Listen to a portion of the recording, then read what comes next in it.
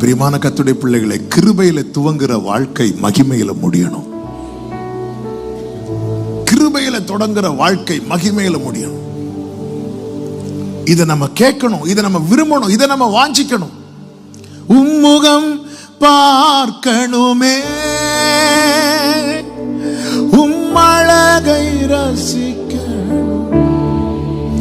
ஆமென். உம்முகம் பார்க்கணுமே, உம்மழகை ரசிக்கணுமே, உம்பாதம் glory, உம்பாதம் hallelujah, உம் சித்தம் அறியணுமே, ஆமென், உம் சித்தம் அறியணுமே.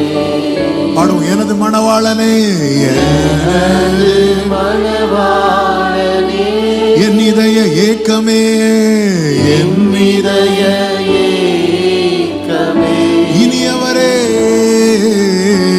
இனியவரே இயேசையா, உம்மைத்தான் தேடுகிறேன், உம்மைத்தான் தேடுகிறேன்.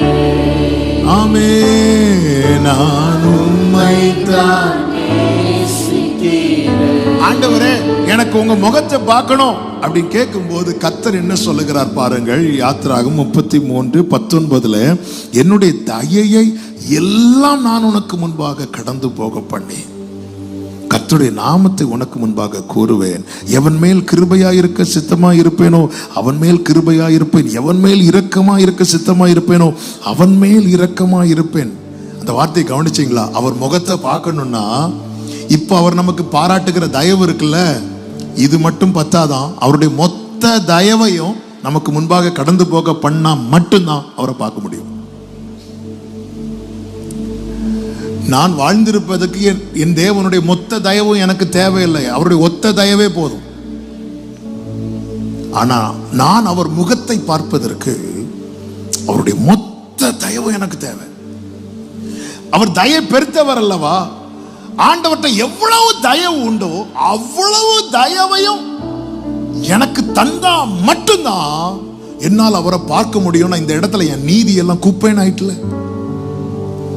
இரவும் பகலும் 40 நாள் ஃபாஸ்டிங் இருந்தது, அதனால நீ பார்த்துடலாம் நினைக்காத.